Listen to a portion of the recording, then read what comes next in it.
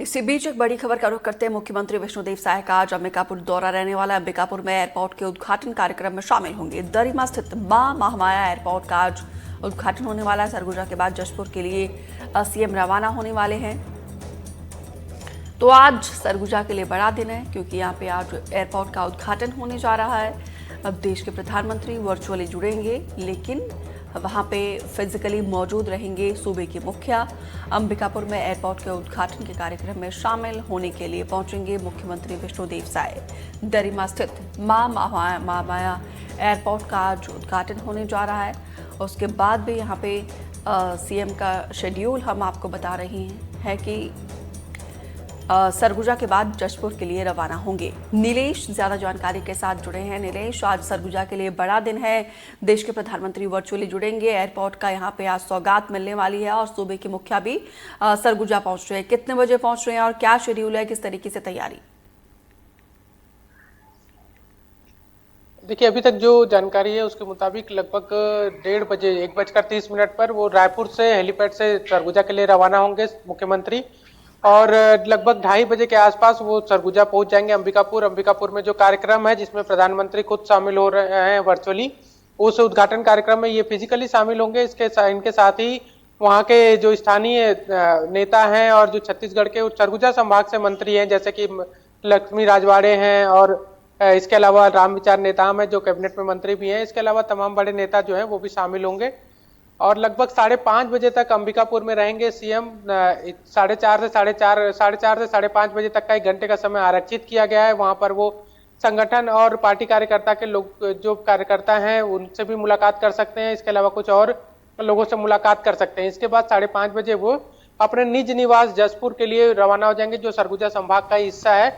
उस जिले में रवाना हो जाएंगे, बगिया जाएंगे। वो बगिया में फिर आज रात में रुकने का कार्यक्रम उनका वहीं पे है, और फिर उसके बाद कल वापसी जो है वो रायपुर होगी।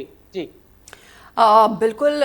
लेकिन जो सरगुजा का एयरपोर्ट है, इसको लेकर हम लोगों की प्रतिक्रिया भी सुन रहे थे। लोग अमूमन खुश नजर आ रहे हैं, लेकिन कुछ लोगों की नाराजगी भी है, क्योंकि पिछली सरकार में भी इसका उद्घाटन हुआ है, अभी भी उद्घाटन नहीं हो रहा है, लेकिन सेवाएं नहीं मिल रही है।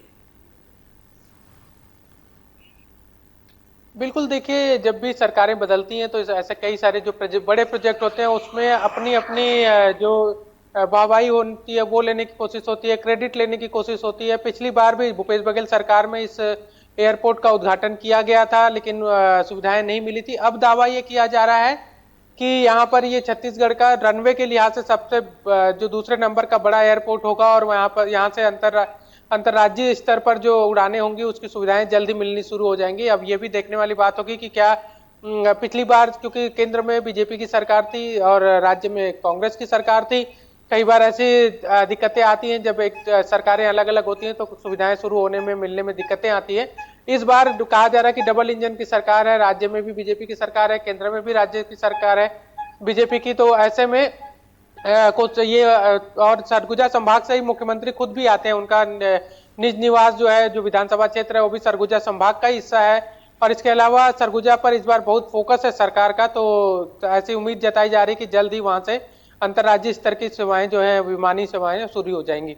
तो उम्मीद करते हैं कि डबल इंजन की सरकार में जल्द से जल्द जो लोगों की नाराजगी है कि सुविधाएं नहीं मिल रही है, तो उम्मीद करते हैं जल्दी सुविधाएं मिले। लेकिन एक कनेक्टिविटी किस तरीके से, क्या ये सिर्फ नेशनल लेवल पे या फिर इंटरनेशनल लेवल पे, किस तरीके से एयर सुविधा मिलने के बाद यहाँ की तस्वीर बदलने वाली है और क्या सहूलियतें यहाँ पे लोगों को मिलेगी?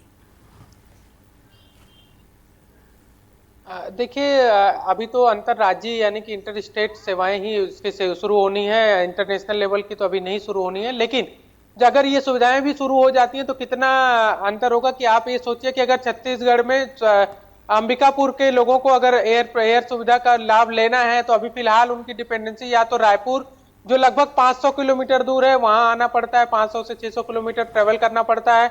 इसके अलावा अगर दूसरी ओर जाएं तो वहां से पास की एक जो सिटी है वो है उत्तर प्रदेश का बनारस, वहां जाना पड़ता है। या फिर अगर जशपुर वगैरह में है तो फिर झारसुगुड़ा जो है वहां जाना पड़ता है, जो कि दूसरा एयरपोर्ट है। या फिर रांची जाना पड़ता है, झारखंड। यानी कि लगभग 500 से 600 किलोमीटर का ट्रेवल करने के बाद ही उन्हें एयर सुविधाएं मिल पाती हैं। अगर यहाँ पर अंतर्राज्यीय सुविधाएं शुरू हो जाती हैं विमान की, तो भी यहाँ के लोगों को काफी राहत मिलने वाली है। दूसरे राज्यों से कनेक्टिविटी बहुत आसान हो जाएगी। ये एयरपोर्ट पर मतलब जो एयर की सुविधा लेने के लिए भी 500 से 600 किलोमीटर का सफर तय करना पड़ता है, यानी कि लगभग अगर ट्रेन से भी वहां से जाएं तो भी उतना ही पड़ जाता है। तो ऐसे में लोगों का समय बचेगा और कनेक्टिविटी ज्यादा होगी, ये तो बिल्कुल निश्चित है। तो चलिए उम्मीद करते हैं कि जल्दी ये सुविधाएं लोगों को मिले। फिलहाल विस्तार से जानकारी देने के लिए आपका बहुत बहुत धन्यवाद। तो वहीं भोपाल में कांग्रेस